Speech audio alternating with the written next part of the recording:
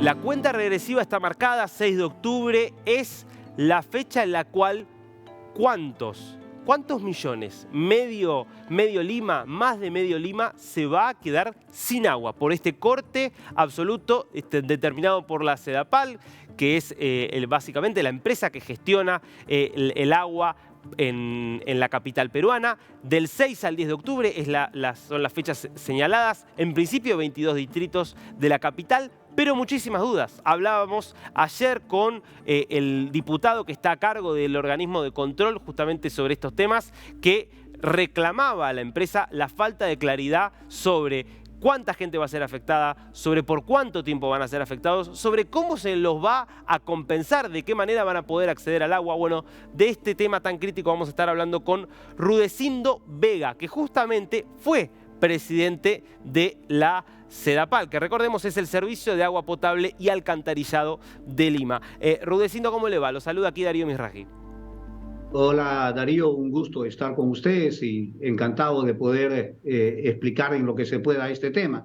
Quizás lo primero que tendría que decirte, Darío, es este corte masivo de agua en los 22 distritos de Lima, que deben comprender aproximadamente entre 4,5 millones y 5 millones de personas afectadas por ese corte, se debe más a un tema de obras de infraestructura que por los fenómenos naturales o el cambio climático o el fenómeno del niño costero o el niño global. O sea, no es consecuencia e impacto de los fenómenos naturales, sino es consecuencia más bien de obras que realiza la empresa por mejorar el servicio o la distribución del servicio, ¿no? Entonces, la empresa lo que está haciendo es una mega obra, quizás la obra más grande de saneamiento que exista en Lima y por ende en la historia del Perú, para beneficiar a varios miles de personas, a cientos de miles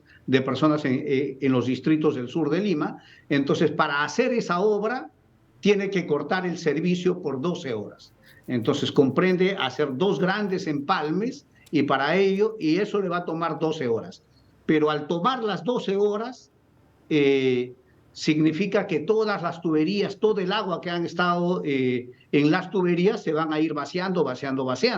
Entonces, cuando culminen a las 13 horas, cuando comience a reabastecer el servicio, se van a ir llenando las tuberías, se irán beneficiando los distritos que están en la parte más baja en la costa. Cuando tú sueltas agua, Darío, el agua va directamente a la parte más baja. Igual es acá. Irá a los distritos que están en la parte más baja, cercanos a la costa, al mar de Lima, ¿verdad? Miraflores, San Isidro, Barranco, Chorrillos. Luego, una vez que ahí comiencen a abastecerse, pasarán a los de la instancia media, y los que terminarán siendo atendidos al final, quizás bordeando los 4 días, son los que están en la parte más alta.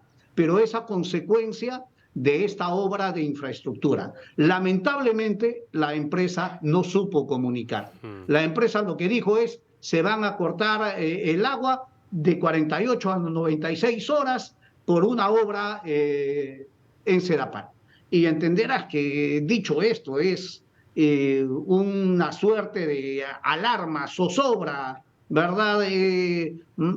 Si quieres, hasta un terrorismo gubernamental, ¿verdad? Por una mala información. Porque la gente con mucha razón se preocupa. ¿Qué? ¿Me voy a quedar sin agua 2 días, 3 días, 4 días? Y la empresa no le dice nada más. Ya luego la empresa ha salido, ha comunicado un plan de contingencia de cómo va a atender a estos distritos y zonas que serían afectadas y cómo se irá reponiendo el servicio. Lamentablemente, la empresa comunicó mal, salieron las autoridades superiores, empeoraron la comunicación, la hicieron más oscura, luego han participado otros funcionarios opinando sobre lo mismo y han generado una confusión y una alarma y una zozobra muchísimo mayor. Pero vamos a decir, esto es una mala comunicación de una buena obra que se está haciendo en Lima. A ver, dividamos, si le parece, Rudecindo, el problema en 2. Por un lado, la obra en sí, por otro lado, la cuestión de la comunicación, apelando obviamente a su experiencia de haber estado al frente de esta red. Respecto de la obra, ¿No había forma, no hay forma de hacer una obra de estas características de otra manera que no afecte a tanta gente durante tanto tiempo? Sí, podrían haber existido, pero en realidad lo sensato, lo cuerdo es hacer lo que están haciendo. Quizás una mejor programación lo que hubiera hecho es disminuir la cantidad de horas de trabajo para que ya no sean 12 y por lo tanto no se afecte tanto la reposición del servicio.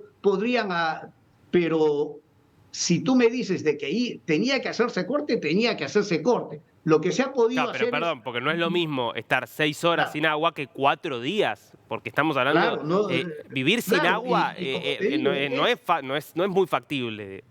claro, porque en realidad, como te digo, mientras en las 12 horas, mientras están trabajando para hacer las obras, los empalmes, en esas 12 horas ya todas las tuberías se han ido vaciando.